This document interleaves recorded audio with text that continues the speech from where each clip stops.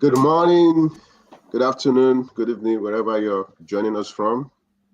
Welcome to the 35th episode of Solution Illuminator Series podcast. I'm excited to be here.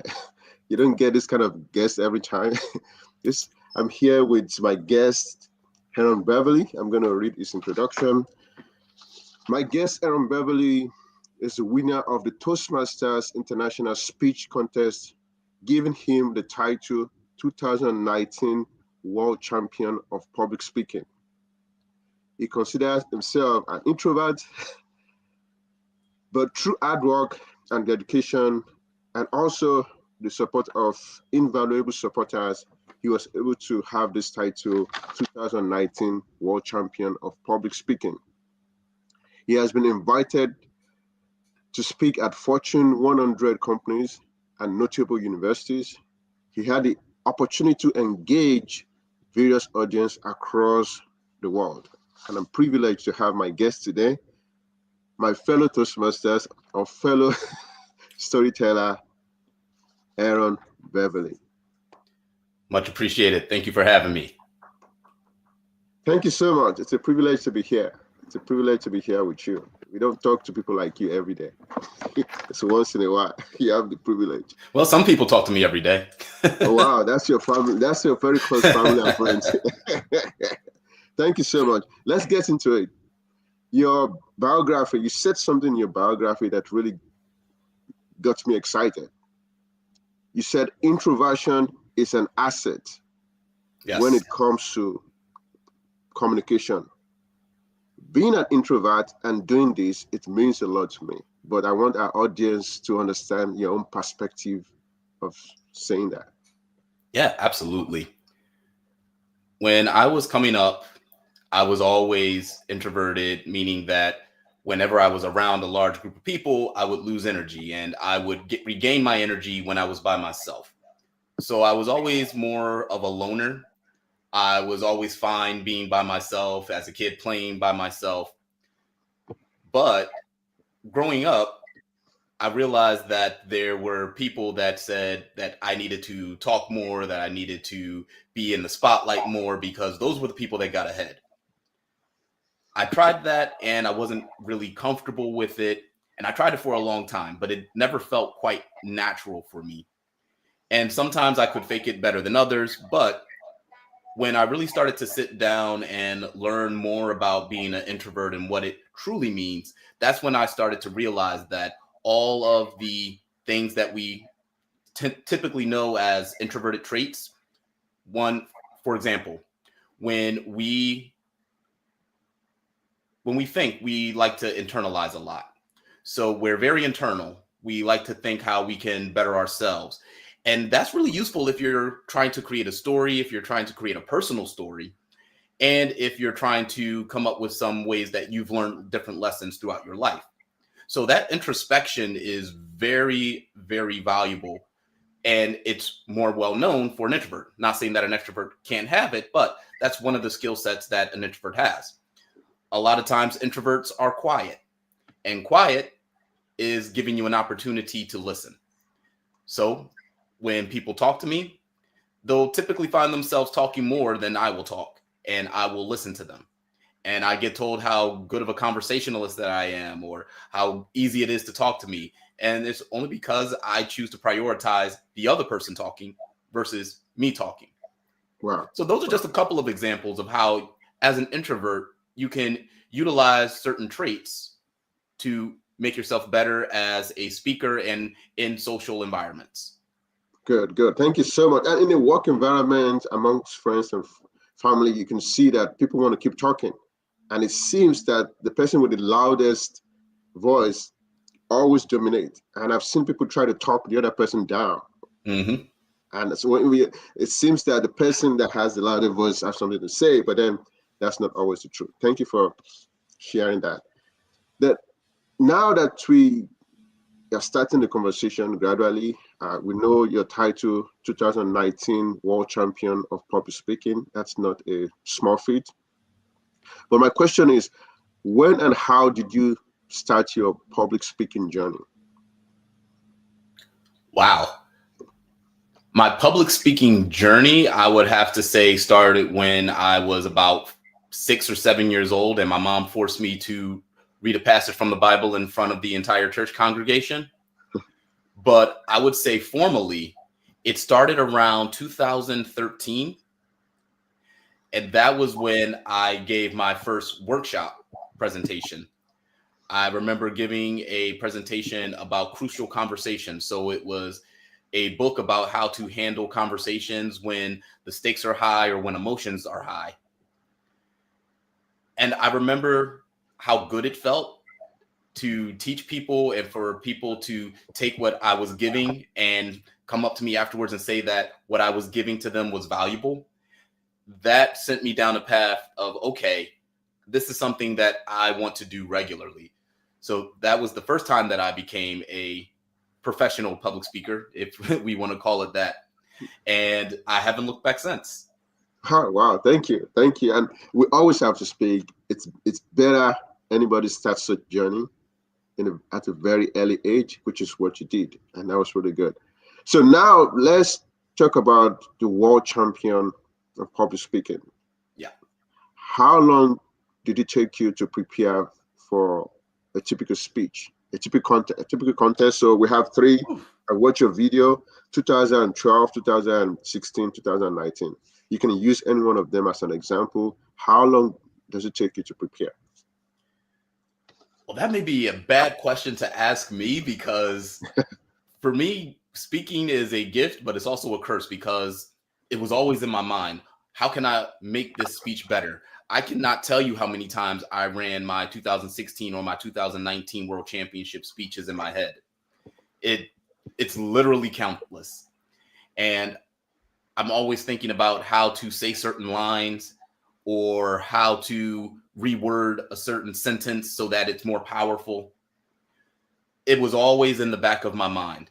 Now, when it came to performing it in practice, the way that we typically know practice to be in front of an actual live audience, I would say roughly about 10 different audiences would have heard my speeches in any given year. But by the time I got to 2016, that's when I really started to understand my style of speaking. So I didn't need quite as much audience input. So I didn't go out seeking a lot of feedback about the speech itself. Instead, what I started focusing on was the reaction of the audience. So if I get to a certain line, am I expecting a certain reaction from the audience? What reaction is it? Is it a laugh? Is it a sigh? Is it some way of them acknowledging that they're listening and that they comprehend, and more importantly, that they can connect with what I'm saying? So I would go off of those reactions, and that would be the feedback that I would use for my future speeches. So I would say from 2016 and beyond, I didn't require as much in-person practice, but still I would go out and just see where the audience would react for various parts of my speech. Good. Thank you. You mentioned something that is very important. At the early stage of my Toastmaster, it feels like when I go to a contest and I hear somebody giving a speech at the contest, it seems that the person that gets the most reaction win the contest. Now, Toastmasters change the rule and say that, well, when you're giving a speech, you cannot refer to what somebody has said. And that actually made people to get less reaction when they give speech, because they can use the other person's speech as a setup anymore. And I know that in your own case, you've talked about call and response and different techniques. I watched your District 47 keynote when you use the word pish. And it seems that when you use the word, every time you got a response from the audience. So in your own case, what would you say, which advice would you give for getting a reaction consistently from the audience? And how did you come about the word psh? And which word would you suggest for me to use? Because I want to be able to do that. So the first answer to how did I come up with the word psh, it was just a reaction that I've always done as a kid. It was just an expression that I was familiar with, where it just meant that what you're saying is nonsensical, that This is absolutely ludicrous. And I just decided to use it in one of my speeches and just ran with it. But when it comes to how to get a genuine audience reaction consistently, I would say number one, you have to make sure that you know your personal story. A personal story about a challenge that you have overcome is probably going to get the most consistent audience reaction, because that's what the audience is looking for. If there's an audience member out there that's struggling with a problem and you come to them with a possible solution and you back it up with your own personal story so that they know you're not just saying this, you've lived it, that's going to get a genuine connection with your audience and a genuine reaction. Now, when it comes to humor, humor's a little tougher because for me, it's a lot of trial and error. Whenever I'm in a conversation, for instance, I'll try to drop some lines to see if one person laughs. If that one person laughs, I'm keeping that in the back of my mind because I want to try to test that out on a larger audience. So it may be in a group conversation where I'll try that line again and see how it impacts the audience that I'm speaking to. And if I get a laugh there, okay, I think I have something that's genuinely funny and it can probably make its way into my speech. That's one way that I do it, but sometimes I'll just come up with something and try to test it out in a practice speech, and I'll see what the reaction is. I also have a lot of experience listening to other speakers, so I don't steal their content. I never will tell anybody to steal anybody's content ever. But some of their joke structure or some of their delivery of how they tell their jokes, I'll keep that in my mind. So if there's a certain tone that they use, if there's a certain inflection, I'll see if I can mimic that and see if I can get the same response. And a lot of times now that I've built up that experience, I tend to be more right than wrong. Yeah. Wow. Thank you. Talking about joke structure, studying your speeches on YouTube, I spent a lot of time doing that. I discovered that something that you like doing is to take your audience in this direction and quickly change it. Mm-hmm. Like you're giving an answer to an expectation, but then what you usually say is different from what they expect you to say. And it seems that you get a response every time you do that. And that's something that I really like about your style. Yeah, it's called the incongruency theory of humor. Wow. So you lead somebody in one direction and then you swerve and give them something that they weren't expecting. And in that moment of the unexpected, that's what generates the laugh, or at least that's according to the theory. Wow. That's very safe, because other types of humor, self-deprecating or picking on audience, can be very risky. It could easily go wrong. It could easily go wrong. So we have a guest here on our show. Sid Chopra is asking, when you give presentation, when you talk about recording, you said you had like 10 recordings and things like that earlier now. He's asking, do you record with the audience? Because I know that people can have different opinion about that. When I first started my Toastmasters, I usually just record all my speeches, and sometimes I have to record people while I'm doing that. So I think that's why he's asking that question. Yes. So early on in my speaking career, or my contest speaking career, I did a couple of times record the audience. However, I realized when I was looking at the audience's feedback, they were no longer natural because they knew that they were on camera. So they wanted to make sure that they looked good for the camera. I didn't want that. I wanted genuine responses. So if I had to shift the camera away from the audience and just put it on myself, that was fine. Instead of focusing on what the audience looks like, I just wanted to focus on the audio. I wanted to understand, what did they laugh at? What was I getting a reaction, like a sigh or an expression of shock? Those were the signals that I was listening for now. So I record the audience, but it's more audible rather than the visual. Yes.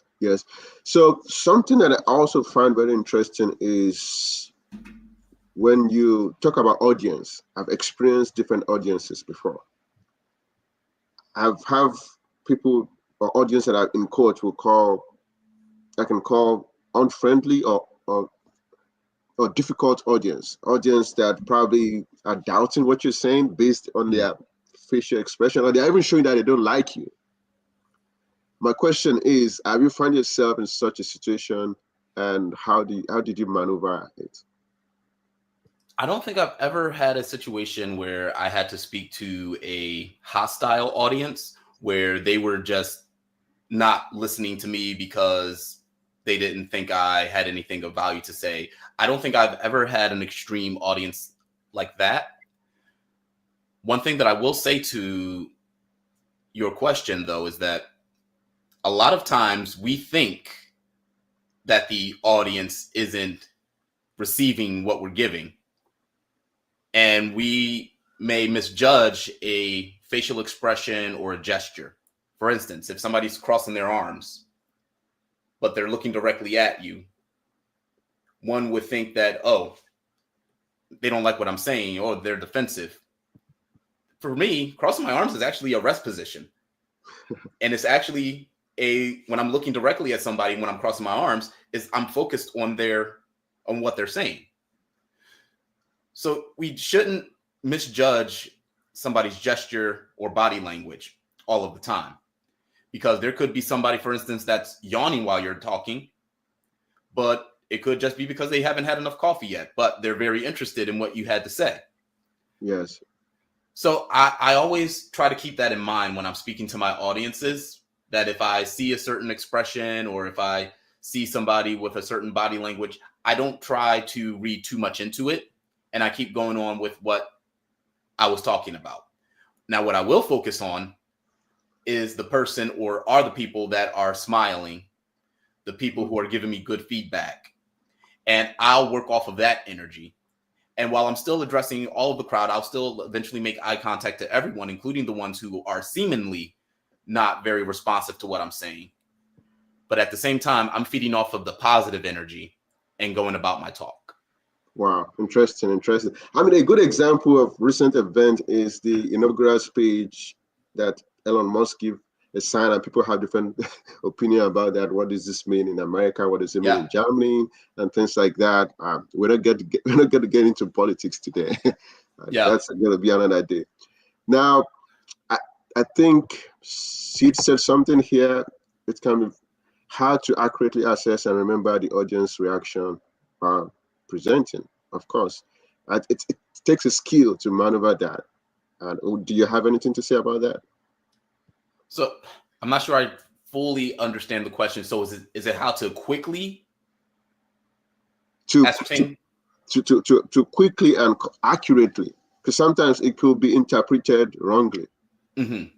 Like, for example, a good example is what you just gave, the folding of hand. Right? If I'm talking to somebody and they fold their hand, I can easily think they're not interested in what I'm saying. Right. But then you just said that might be wrong. Exactly. Yeah. So it's the quickly that gets me, because I don't think, for me, I'm only speaking for myself, I've never done anything quickly. Quickness has never been my style. It's actually one of the reasons why impromptu speaking is one of the styles of speaking that I'm still trying to get better at, and I have a long way to go in my own mind. But for me, I like to study, and I like to see patterns. So if I'm talking to an audience and I'm seeing patterns that I'm familiar with, then I'm able to quickly determine, like, okay, I think what I'm saying is resonating. So what I'm trying to say is that it comes quickly and more accurately with the more experience that you have. I've been speaking to certain audience, like a Toastmaster audience, for instance. I've been speaking to that audience for 15 years. I know what Toastmasters are going to laugh at. I know what they are going to find offensive. I know what to stay away from. I know what to try to utilize more. So I'm able to understand and interpret a Toastmaster audience a lot better than I would a group of 15-year-olds, for instance. I am not good at speaking to teenagers because it has been a while since I've been a teenager. I am not a hip guy. I don't even know if they use the word hip, but you know what I mean. Yes, I know what you mean. So at the beginning of my Toastmasters journey, I've given speeches that Toastmasters audience have considered inappropriate, and I moved from that. I stayed away from such speeches, religion, politics, and other things that you can talk about. So I think one of our guests from my Broward College Toastmasters, Cassandra Williams, is saying something about how many times would you suggest a person to practice their speech before speaking before an audience? I don't think that there's a definite number. I would say you practice as much as you're comfortable. So if you're giving a speech and you're not able to remember the words, that's a sign that you need to practice a little bit more. However, if you are one of those rare people who are able to write a speech and then practice it a couple times and then you have it ingrained, that's great. That's a superpower. It's not a superpower that I have. I always say that there's no such thing as the way. There's only a way, and it is up to you to find your way. How many times you practice your speech is you finding your way. As I said, for me, it was countless how many times I practiced my speeches, because in the back of my head, I'm always thinking about my speeches. And in addition to that, I record my speeches, audio record my speeches, and then I listen back to it. And in my mind, that's another form of practice because it's another form of internalization. Good. Thank you. And Cassandra is saying thank you for that. She really appreciates your response on that. Oh, and thank you for joining, Cassandra. One of the things that I also find very interesting from your story, I watched your 2016 speech. Your title, 57-word title. How did you came about using that kind of a title at a contest? And was there a risk that you were thinking about? Were you surprised about what the outcome eventually became? And you also did something in 2019. You used that title as a setup for a punchline during your 2019 championship, and you won that. Yes. That sequence of events, did you expect it? Was it surprising to you? So the idea originally came from another Toastmaster, one of the first Toastmasters that I came across on YouTube by the name of Andy Dooley. Yes.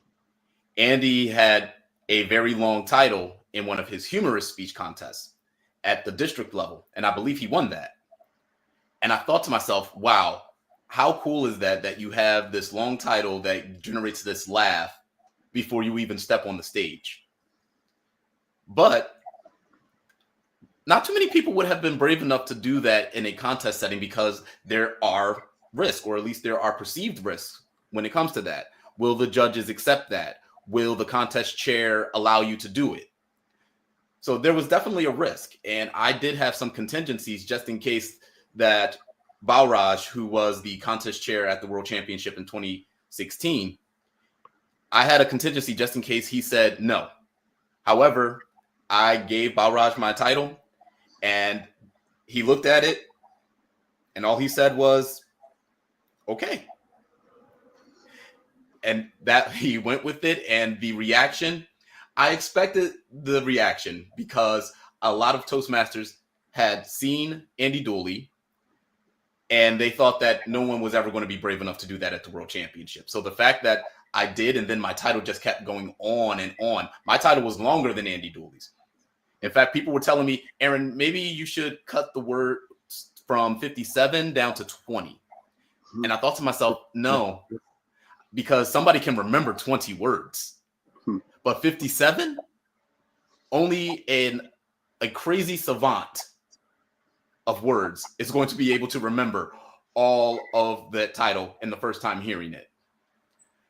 So there was definitely a risk, but high risk, high reward. And then the 2019 quip, for me, that was more so of a turning of the page. I wanted to address, hey, yes, I am the guy that had the long title, but this isn't that speech. So I gave a quick reference to it, got a little bit of a laugh. I did expect a stronger laugh, so I did overestimate my the virality of my 2016 speech. But overall, It was just meant to be a quick piece of humor and also turn the page and allow me to dive in deeper on the new 2019 speech. Wow, excellent. Did you try that with an audience for sure to know that it was going to get you a laugh? I tried it a couple times with a couple of audiences, and it got a good enough reaction for me to say, okay, I think this will work on a larger stage. Like I said before, I had spoken to Toastmaster audiences so much that I had a good idea of what they would find humorous and what they wouldn't. Now, the thing that I did overlook was that when I was practicing those speeches or giving that speech and practicing the quip, I was practicing it in front of my home district. So I had 2 home districts at the time. I was competing for District 18, and where I live in District 38, I was giving speeches to those audiences who knew me and knew my speech and knew the title, knew the whole history about it. But going to the convention, not as many people knew me. There were some people who were coming to the convention and they were probably just new Toastmasters. They really hadn't experienced a world championship of public speaking, and especially one from 3 years prior. So that was something that I did overlook. Good. Thank you so much. So there's a response that led to a question here. Mm-hmm. Seed is saying, did the world champion of public speaking start limiting the length of the speech based on what you did? Because somebody can come next year and say they're going to give 100 and see if it's going to get. So no, what do you think about that? No, I was fully expecting the Aaron Beverly rule to be created after 2016. I wanted it to be a limit to the title, that it could only be a certain number of words, and that would have been great. I would have been immortalized in the Toastmasters contest book, but it never came. I think the leadership in Toastmasters, they must think that no one is going to be brave enough to do that again after Aaron did it. However, they may be surprised one day. Somebody may break out that 100-word title. And then I think there will be a rule. You know what? If that happens, I think some people are going to stand up from the audience and just go to their room and come back. Like I can't really listen to this. What's going on here? But I'm looking forward to a situation whereby they address it, and let's see if somebody's going to come up with a speech with a longer title. And I'm looking forward to see what the response will look like. Yeah. Or it may be the extreme where somebody may only have 1-word title. Actually, I think there has been a few 1-word titles. Ouch, for instance, is a 1-word title, but maybe one day somebody comes up and the title is just empty. So now that you're here, I know you're very skilled. That's why we're all here to listen to you. But generally, if you have a mentee, what would you advise the person about title of a speech? I would say that the title comes last.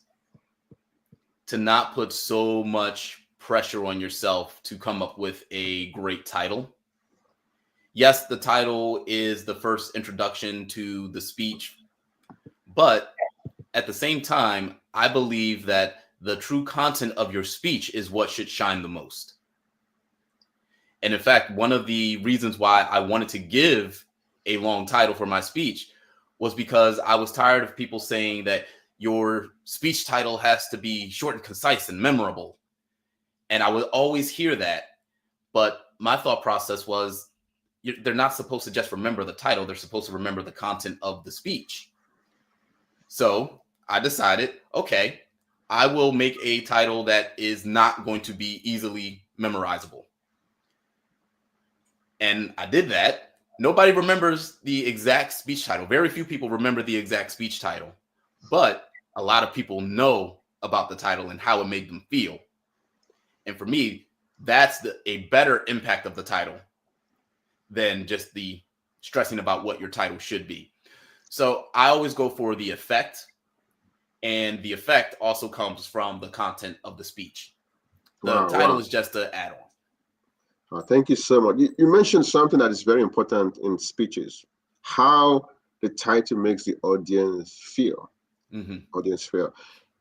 In your own experience, how have you been able to play on exciting emotion on the side of the audience? What skills have you used to make sure that people are not just listening to you, you're making them feel something, and hopefully what they're feeling can be expressed in form of reaction. And we know the judges like that.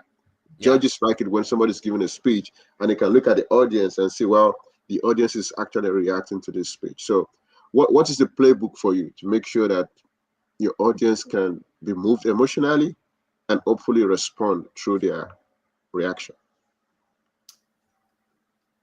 I will take that answer, or I will take that question and try to put it more in, make it more about story.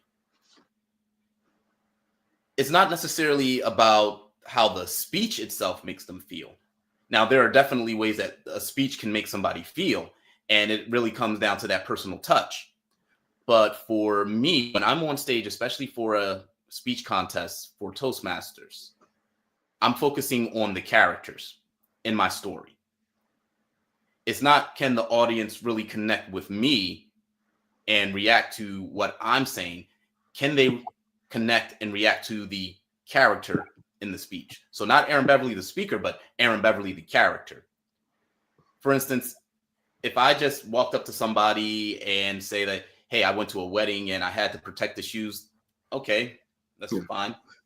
But in the story format, where I'm building up the anticipation of how I'm protecting these shoes with my dear life, how they were going to be ransomed if I couldn't fulfill this job right.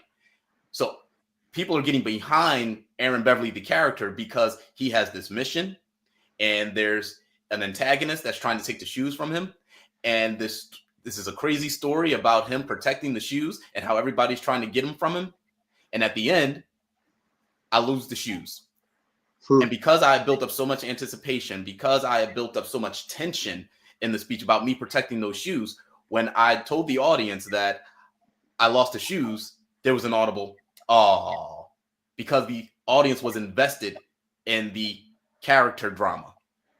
They wanted me to keep the shoes. They wanted me to win, and I didn't win. Yeah. Well, thank you so much for sharing that. Now, still talking about the speech you just mentioned, we have a question from Sid here, which I was also thinking about. A very good question. When you're preparing for a world champion of public speaking, a lot of things come to your mind. You start thinking about your personal experiences. So you have a couple of stories, which you have advised in one of your videos to have a library of stories. Yes. But he's asking, when you now go back to those stories, how do you know which one of them is good enough for the contest? And at what point do you bring them in? There are a couple of ways that I've decided that a story was good enough. One is just to test it out in one of your Toastmaster meetings and see what happens. So I always like to take the mindset of a scientist when it comes to speaking. I just want to test something, see what happens, and then I start to break down why something may or may not have worked. But other times I look at the stories or the ideas of stories that I have, and does it make me laugh? Does it make me react? Do I feel strongly about it? If I feel passionate enough about it, if I feel strongly enough about it, then I feel that it's worthy enough to go into some type of practice speech. I talked before about integrating some lines and some quips into personal conversations. Mm-hmm. I'll do the same thing with stories. I'll tell people a story, whether that's my mother or my sister or my friends. I'll tell them a story and see how they react. If they don't laugh, okay, maybe I just need to change the delivery a bit. I'll try it with another group of friends. If they don't laugh, then I know, okay, what I did probably isn't funny and I should probably find something else. But if they do laugh and they start laughing consistently, that's when I'll start building it and take it to larger and larger audiences. Wow. Thank you so much. Thank you for answering that. Thank you for answering. I really appreciate it. So this next question is from Cassandra. I see that you just answered the first part of it, which is how you get to that practice before you come to Toastmasters. So you answered that already. But then the next thing, what drives you to speak publicly, and what do you think should be a person's main purpose of speaking? What drives me is the knowledge that I can impact somebody through the words that I say. And for me, being a more positive person, at least outwardly, in my mind, I can get a little bit cynical, but I think that's about everyone. We always have that voice in the back of our mind that's a little bit more cynical than the outward appearance that we have. But I enjoy bringing value to people. Growing up, I never thought that I was providing anything of value to people. I didn't think I was earning my keep. So by speaking and by teaching people, I feel that I'm contributing to their lives. I'm making their lives better in hopefully at least some small way. And that's what drives me. And then, of course, there's the benefit of being able to connect with people around the world. Toastmasters has been such an invaluable company because it's allowed me to see a broader world, for me to experience cultures that I otherwise would have never experienced. And I know that Toastmasters is all about public speaking. So again, that drives me to keep getting better as a speaker because I want to keep bringing value to people. And I also want to keep connecting with people in these different cultures and these different backgrounds because I feel that it makes me a better person. Thank you so much. Thank you for answering that question. So the part of the conversation that I also think is very important is when you are giving a speech and you find out that you make a mistake, that is very clear to you as a person. How do you adjust to that without letting the audience know that something is going wrong? We call it lifting the veil. And when you mess up, very rarely do I suggest you lift the veil. The only times that I will lift the veil is if I want to just bring some lightheartedness and humor. So for instance, if I'm speaking in front of an audience and I trip over my words, I'll do something like blah, blah, blah, blah, blah. And that generally gets the audience to laugh. It'll be a small chuckle. It's not going to be just this huge outward laugh, but it's a way to show that, hey, I don't take myself too seriously. I'm a human just like you.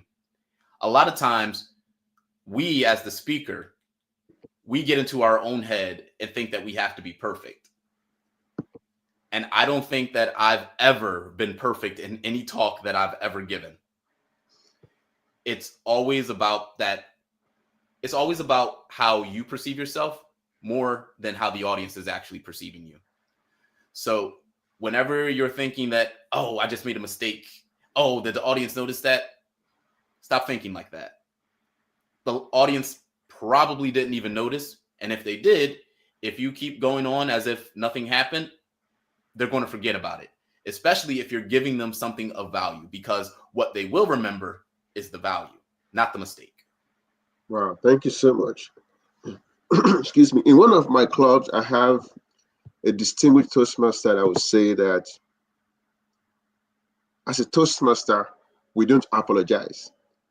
Because when people give speeches, they start saying, I'm sorry, I made a mistake, I'm sorry, and all this. So it actually irritates him a lot.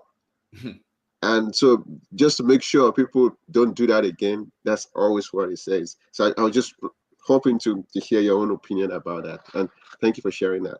Yeah. One of the things that's also very important in giving a speech that we don't really talk about, and I'm not sure you talk too much about it in any of your video. And can you guess what it is? I can't. Timing. Timing of the speech. The last contest you were there, that's where I met you. We connected, and thank you for being so gracious to talk to me. A it seems that there was time disqualification even at that stage, the final stage, and which makes me wonder, how can that be prevented? In your own situation, how have you been able to work on timing of your speech such that you don't get disqualified at that kind of a level? Okay, let me adjust my seat for this one because I feel strongly about this one. As a speaker, especially as a contest speaker, you have to be the master of your talk.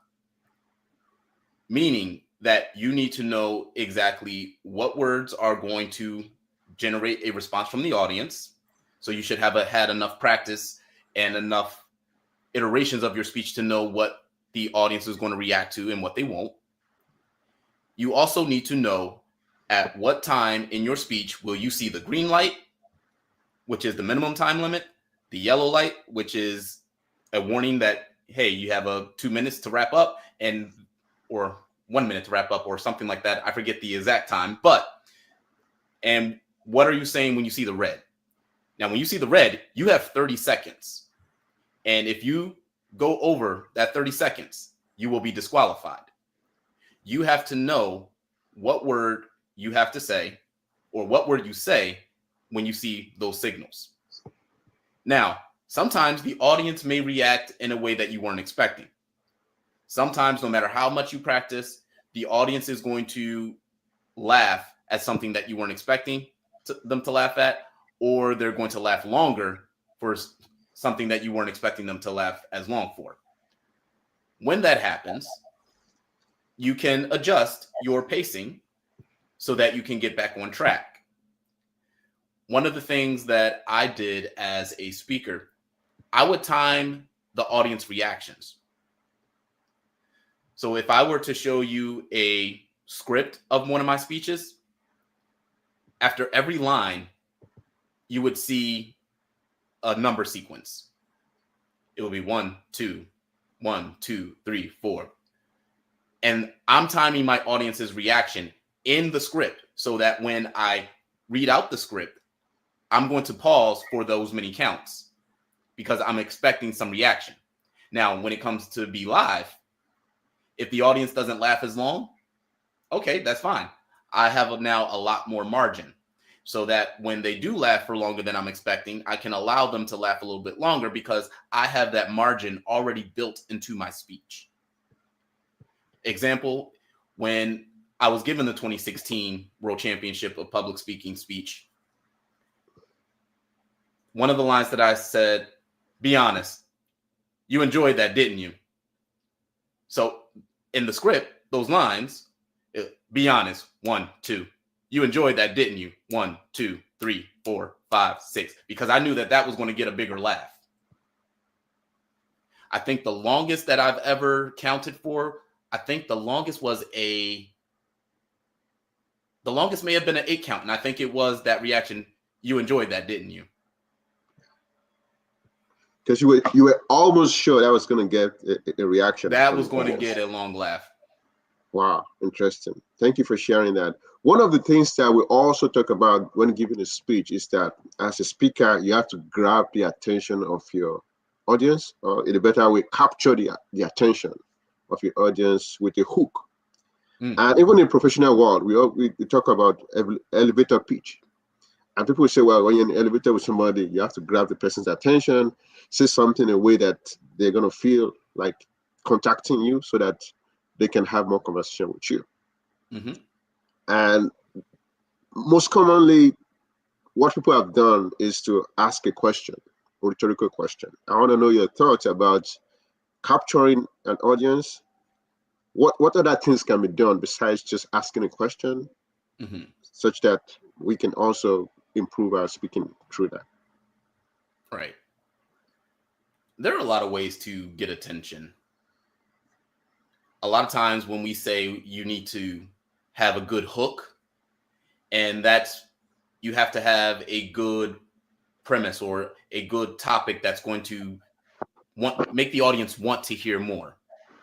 Or you want to capture their attention, so you tell a quick humorous story.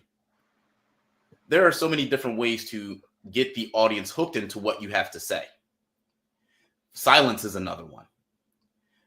A lot of times people will walk onto a stage and they'll just look at the audience with a smile on their face, or sometimes not even a smile on their face. And the anticipation is building. You want this person to say something, but they're not. And then they start speaking. So without even saying a word, they've gotten your attention and they've hooked you in. Now, the key, though, is to make sure that your speech not only has a hook, but that you're able to keep them on that hook. And that comes in the strength of your story. So it's not just about hooking them in. It's also about keeping them hooked on every word that you say. And that comes, again, through the strength of your story and the strength of your characters and their conflict. Wow. Thank you so much. It's good to have the best talking to the best and learning from your experiences. So one of the things that I've also understand is that when you give speeches, there's different ways to speak clearly when giving a story. And you talked about storytelling a little bit now. What I've learned is that when you're giving a story, you have to set things up and introduce characters in a way that can make the image really clear in the minds of the audience. Mm-hmm. So, storytelling, what advice would you give when we give stories such that can capture the audience interest as much as possible and also keep them engaged throughout the whole speech? Because there's a way to tell stories and you feel that people are falling off, and there's a way to tell story and you know that you're actually talking to somebody that is listening and following what you're saying. So storytelling, I know you also have that. I didn't say it in your introduction. I apologize. You also want some story slam. I saw that in your in your biography. So based on that experience and Toastmasters experience, what advice would you give with giving such stories in a speech? Whenever I am coaching someone and I look at their script, I always look to see what type of words they're using. Are you just trying to narrate a story, or are you putting in what I call sensories? And sensories are any words that evoke one of the 5 senses. The easiest one is sight. So I can say,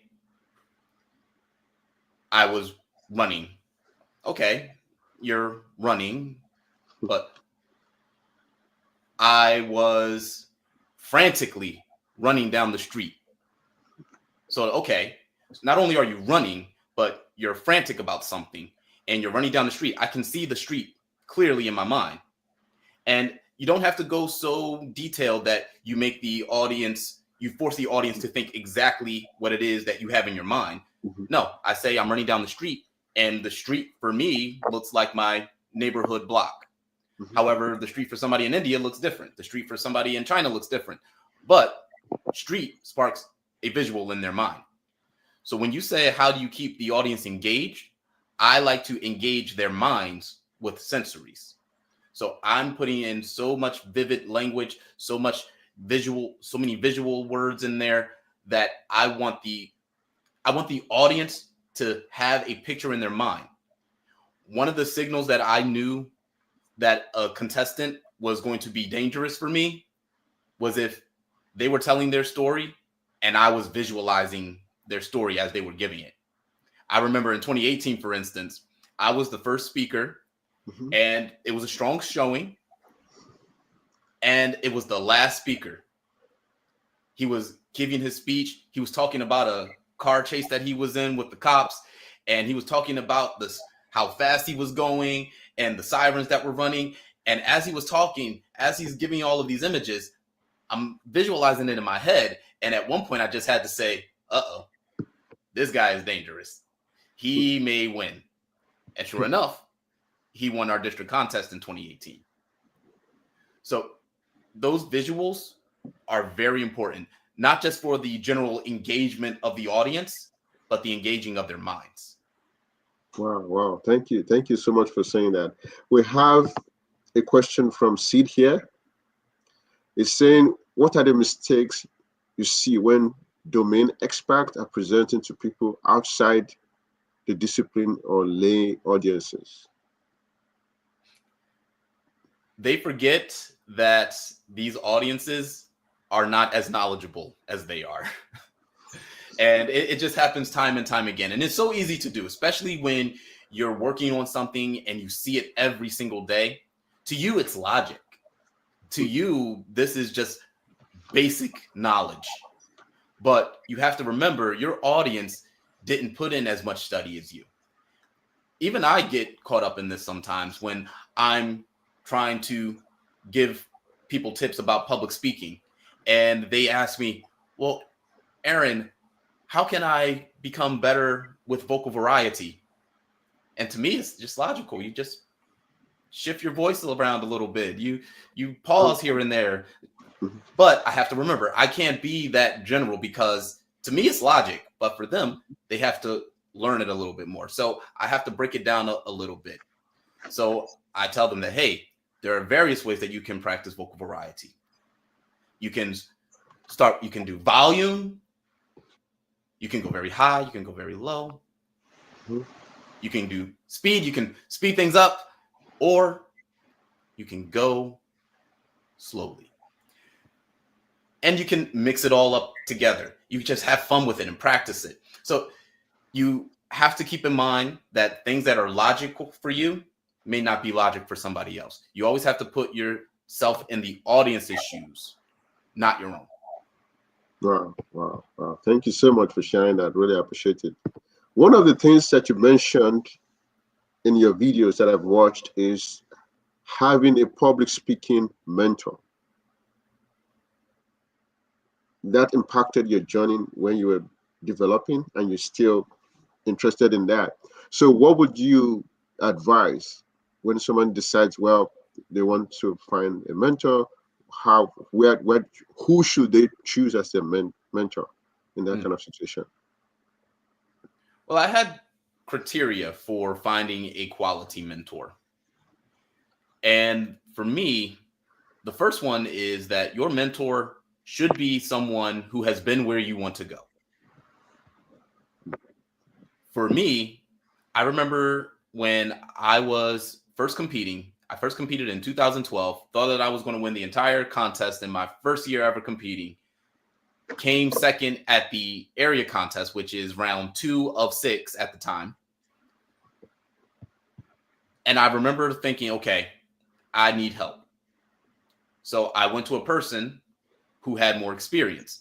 And I was lucky enough for it to be Dilababe Sekera, who was the 2005-2006 president of Toastmasters and also happened to be a professor at my school. He was the one that introduced me to Toastmasters.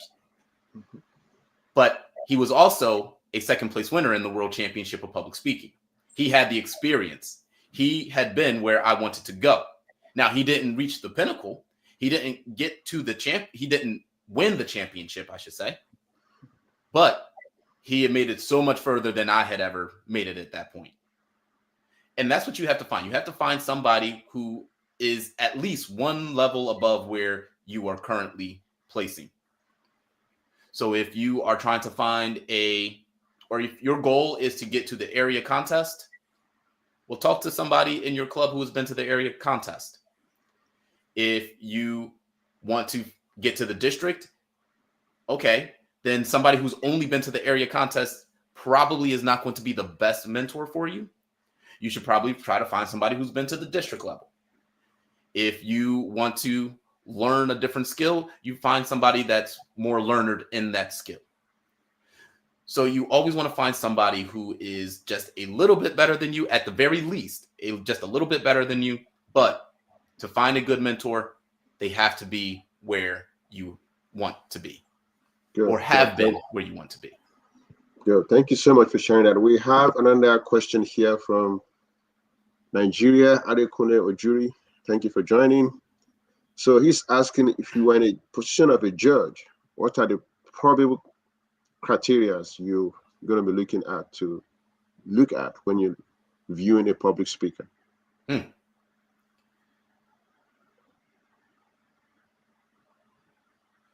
Me being a judge,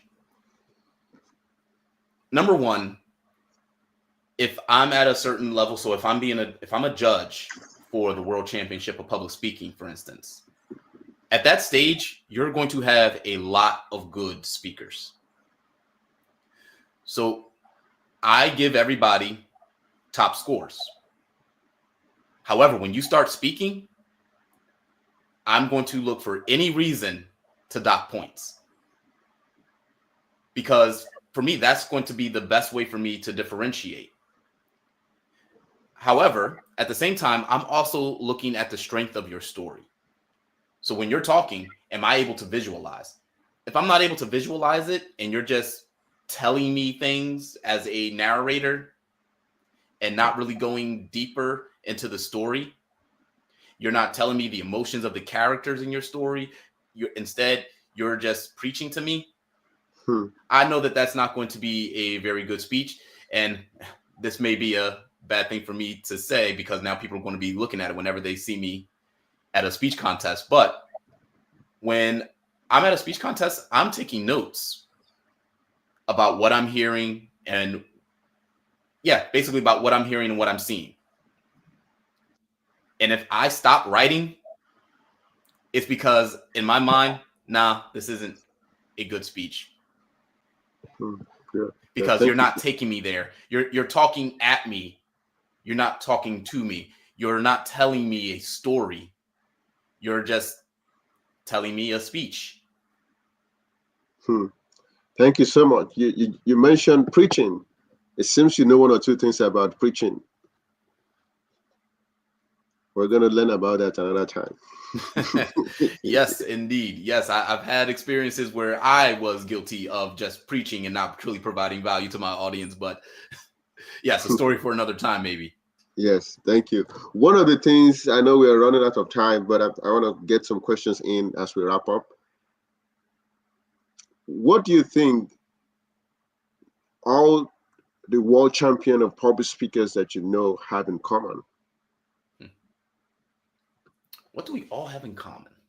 Because you guys probably talk, right? You chat and check on each other. Based on that interaction, what do you say? Oh, you did that. I also did that. It seems that we're on the same level on certain things. I would say the thing that we have the most in common are probably those intangibles. And the biggest intangible that I can think of right now is perseverance. We all have that level of perseverance where we get feedback and sometimes that feedback isn't good. But we take it, we absorb it.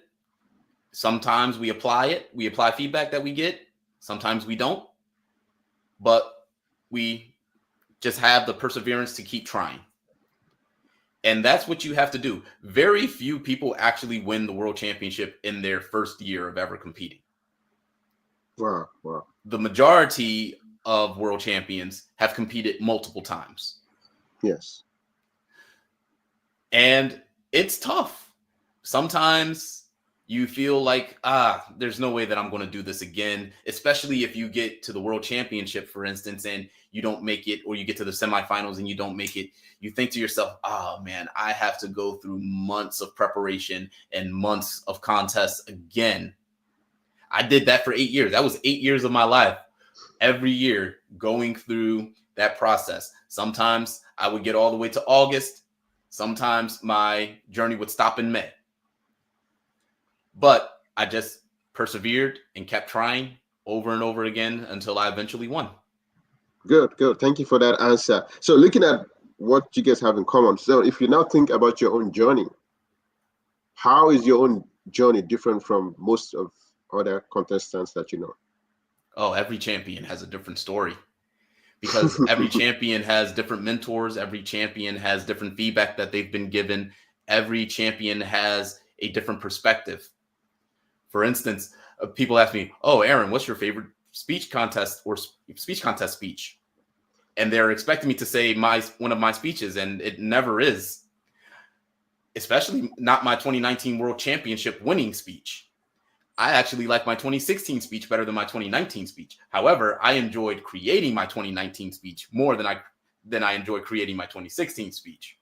At the same time, my favorite speech of all time is 2014, Danajaya.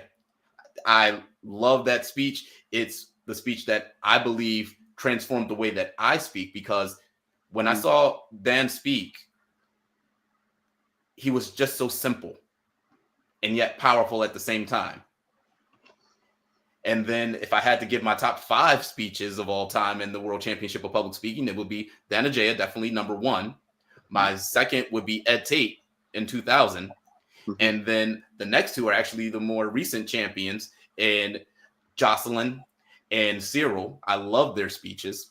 And then a rare one that a lot of people don't really know about, Willie Jones. Willie Jones had a very extemporaneous style of speech. And I just enjoyed the way that he interacted with that audience for that time. It was a masterclass of truly knowing your audience. It's one of those speeches that was just so different, and I love different. Wow. Yeah, to answer your question, we have so many different journeys, and as I listen to these different champions speak, I just am amazed with the journey, or the piece of the journey that they're sharing with me. So yeah, that's the biggest difference. We all have different journeys. Wow. Thank you so much. One of the things that I enjoyed about you, you have a name on YouTube, Public Speaking Mentor. How did you come up about that name? And based on your reviews of other people's speech, which is not something that most people do. You took your time to review your speech and review other people's speech, criticizing yourself. What is your greatest takeaway from that exercise of doing that? Yeah. Well, with the name, I just wanted people to know me as a mentor. I didn't want to have Aaron Beverly just be like, oh, this is some type of celebrity of public speaking. I don't like fanfare, to be honest with you. Like I said, I'm an introvert. So if I have fans and people are rushing up to me, I don't want that. Instead, I want to be your mentor. I want to be your teacher. I want to be your friend. I want us to be seen more as equals, because in my mind, we are. And honestly, in reality, we are. But still, I didn't want for me to be put on this higher pedestal. So I wanted to be known as your mentor. And public speaking is my niche. So your public speaking mentor. Now, when it comes to analyzing, you asked the question. I'm sorry, I forgot what that was. So that was about you criticize your speech and other people's speech on YouTube, and I've been able to learn 1 or 2 things from those criticism that you've given. Yeah. My question is, personally, what is your biggest takeaway from that exercise? What is the most rewarding part of doing that? I think the most rewarding part of doing that, well, actually, let me back up a bit, because the reason why I even started analyzing and breaking down first my speeches, and then I broke down a couple of others, and I think only posted one of those, which was Verity's 2021 speech. I think she was the 2021 World Champion. Yes. I really enjoyed just picking their brain and seeing how, or thinking about how they constructed a speech, and seeing the different techniques that they utilized, and deciphering those techniques and breaking them down. I really enjoyed that process. And the reason why I started doing it was because I wanted to show people that, hey, just because you're a world champion of public speaking, just because you've reached this higher level of a contest speaking, doesn't mean you're perfect. So I wanted to call out some of the things that I wish I could have gone back and corrected. And I point out different things that I would have done differently if I was one of the other champions giving their speech. It's, again, just to show that, hey, everything that a world champion does isn't law. We're infallible, just like every other person in the world. Oh, sorry, we are fallible. We're not infallible. Yeah. We're fallible, just like every other person in the world. So just know that there are things that even we can do to improve. So that was the underlying reason why I started it, and I just enjoyed the breaking down. Like I said, I'm a scientist when it comes to speech. So when I hear something that I like, I try to break down why I like it. Good, good. Thank you so much. We're wrapping up very soon. I promise you we are getting to the end. There's a question from a fellow Toastmaster here, Cassandra. What advice would you give someone who does not want to compete, but just want to communicate within their circle of influence? What would you say to such a person? I would say that competing isn't mandatory.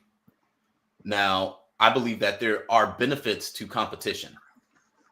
I didn't realize that I was a fairly competitive person until I started speaking in the speech contest. And it was more so, I want to keep going forward. I want to get to the next stage. That was one of my mindsets. I wanted to keep speaking and keep winning so that I could keep speaking. So that was my drive, but that may not be everybody's drive. So if you're just trying to influence your own circle, you're fine just to practice your speeches in your local Toastmasters club and your everyday Toastmaster meetings and just trying to improve. Now, at some point, though, you're going to have to take what you learn in Toastmasters and apply it to the outside world and to that circle of influence. I believe it was Darren LaCroix, the 2001 world champion, that says nobody goes to Toastmasters to be better at Toastmasters. So for me, competition was my catalyst for growth.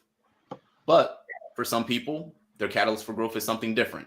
But remember that it doesn't stop at the Toastmaster audience. You have to take it to the outside world.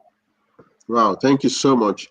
My next question, we're going to the end very soon. What other impact are you hoping to achieve with being the 2019 World Champion of Public Speaking? Maybe we can help you achieve that. That's something that I'm still trying to figure out, actually. Even after going on 6 years of being the World Champion of Public Speaking, I believe that there's weight to the title. I believe that it means something. We are ambassadors of a great organization in Toastmasters, every single world champion. Our title of world champion can never be taken away. Even if I decide to leave Toastmasters and come back 20 years later, guess what? I'm still the 2019 world champion of public speaking. So I know that I have influence. And I know that there are people that look up to what I do. So number one, I try to just, whenever I post something on social media, I want to keep in the back of my mind that I am basically an ambassador to a worldwide organization. And that there are people who will, or actually a better way to say that is, there is weight to the words that I say, but I'm still trying to think about what I want to do with that weight, if that makes sense. So I know that we're in America, we're going to be going through some very divisive times. We've already been in some divisive times. It's, in my eyes, it's probably only going to get worse. But at the same time, I want to encourage people to talk to one another. So just because you're a Republican or a Democrat doesn't mean that you can't talk to people who are of the opposite political spectrum. Wow. So I want to encourage people to talk, to treat each other like human beings and demand more from your leadership. So whether you're a Democrat, whether you're Trump, whether you're Biden, it doesn't matter. I expect more from my leaders, and I expect for them to understand that their words carry weight. So yeah, it's still in process, but those are my strong opinions. Well, eventually, when you know what it is, I'm here to support and collaborate with you on that journey. I'm interested in I'll follow up with you on that. And I also saw the email that you were copied on, which we're going to talk about at another time. What was your experience when you went to Australia during your college days? I don't know. I usually like to ask a question that has nothing to do with with Yeah, the major topic, just to ease the tension. Something more fun. Australia. So that was 2007. And that was really my first trip overseas where I didn't have any family around. And Australia, while it's still Western culture, it's still very different from the United States with a completely different geography, a completely different, for lack of a better word, atmosphere. And by atmosphere, I mean there was just a different feel amongst the people, that they were just more laid back and they were more chill. And that was really my first experience with another culture that wasn't my own. And I really enjoyed experiencing that culture. I enjoyed the food. I enjoyed the people. I went over there for a study abroad program, but for me, it was really just one term of vacation. It was a great time. I enjoyed it immensely. Wow, wow, wow. Thank you so much. That's my last question, but now I want you to say whatever you want to say to the audience. What last words do you have for our audience now that you just said that your word carried a lot of weight? So what weight do you want to put on us as we close the session? I would say don't be afraid to talk. A lot of times we have these opinions in our heads about other people, and we can get lost in that thought where we make this whole story about how this person is the worst person in the world. And all we really needed to do to contrast that or to combat that was to actually talk to them. I remember after the election, I reached out to another world champion of public speaking by the name of Jim Key. And Jim and I are friends. And it was good to talk to each other because in my head, like, oh, how can you think this way? How can you do this or that? But when you talk to somebody, like, oh, you're a family guy just like me. You want to keep your family safe just like I do. We have different ways of getting there, but we're still human beings. So don't be afraid to talk to one another, especially if you are a Toastmaster. Our whole thing is about talking. Yes. We need to talk to one another and do so in a constructive manner and not a divisive and destructive manner. So talk about how we can come together rather than how we are so different and need to be apart. Wow, wow. Bringing people together. Thank you so much for being here. Our guest, thank you. If this video session episode really increase your learning and really give you opportunity to be able to become better speaker, please like, comment, share, and join our channel if that's a possibility. And till next time, please help me say thank you to our guest, the 2019 World Champion of Public Speaking, Toastmaster Aaron Beverly. Thank you so much. My pleasure, Tolu. Thank you so much. Yeah, thank you for taking some time in your busy schedule to be here. I really appreciate it. I'm not taking it for granted. I really appreciate you. Thank you. And I hope I have opportunity to chat with you again in the future. Thank you so much. Thank you. Take care, everyone. Bye. Thank you. Thank